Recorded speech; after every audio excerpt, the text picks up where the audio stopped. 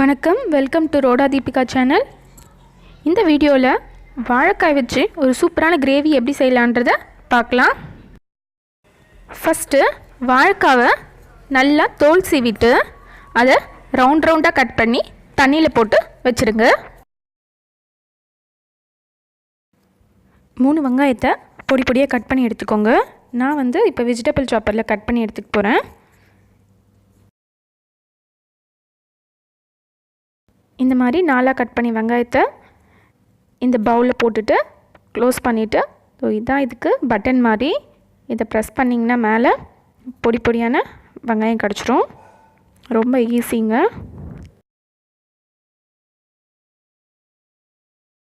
வானல் வச்சுக்கிட்டேன். அதில் 2 டீஸ்பூன் எண்ணெய் ஊற்றிக்கிட்டேன். எண்ணெய் காஞ்சப்புறம் ஒரு ஸ்பூன் கடுகு சேர்த்துக்கிட்டேன். கடுகு நல்லா பொரியட்டும். இப்போ உங்கள்கிட்ட கருவேப்பிலை இருந்தால் நீங்கள் போட்டுக்கோங்க, என்கிட்ட இல்லை. கடுகு பொரிஞ்சோடனே ஒரு 10 உரிச்ச பூண்டு எடுத்து அதை நல்லா தட்டிக்கோங்க. தட்டிட்டு அது இப்போ அந்த எண்ணெயில் போட்டுருங்க. நல்லா வதங்கட்டும். பூண்டு நல்லா வதங்கிட்ட அப்புறம் இப்போ கட் பண்ணி வச்சுருக்க வெங்காயத்தை இது கூட சேர்த்துப்போம். வெங்காயத்தையும் நல்லா வதக்கிக்கோங்க. இந்த வதங்கிட்டு இருக்கிற சமயத்துலேயே நம்ம தக்காளியும் சாப்பரில் போட்டு எடுத்துக்கலாம்.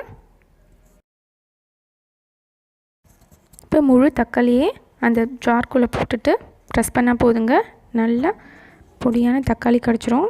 இப்போ தக்காளி ஆட் பண்ணுறதுக்கு முன்னாடி இதில் ஒரு 1/4 டீஸ்பூன் மஞ்சள் தூள் சேர்த்து நல்லா வதக்கிக்கலாம். வதங்கிட்ட அப்புறம் இப்போ கட் பண்ணி வச்சுருக்க தக்காளி இது கூட ஆட் பண்ணிக்கலாம். தக்காளியும் நல்லா வதங்கட்டும்.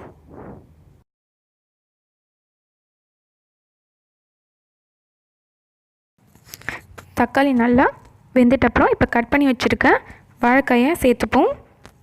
சேர்த்துட்டு இந்த காய்க்கு தேவையான உப்பையும் சேர்த்துக்கலாம். இப்போ காய் இன்னும் சீக்கிரமாக வேகும். இப்போ நல்லா வெங்காய தக்காளி கூட இந்த காயை மிக்ஸ் பண்ணி விட்டுக்கோங்க.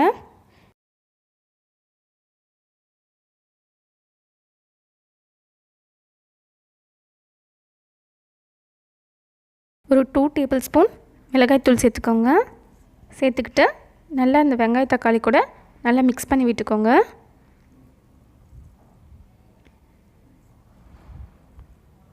இப்போ நம்மளுக்கு எவ்வளோ கிரேவி வேணுமோ அவ்வளோக்கு தண்ணி ஊற்றிக்கலாம். இது ஒரு கொதி வரட்டும். பாருங்கள், ஒரு கொதி வந்துடுச்சு. இப்போ ஒரு 1/4 டீஸ்பூன் கரம் மசாலா இது கூட ஆட் பண்ணிக்கலாம். நல்லா டேஸ்ட்டை என்ஹான்ஸ் பண்ணி தரும். ஆட் பண்ணிவிட்டு நல்லா மிக்ஸ் பண்ணி விட்டுக்கோங்க.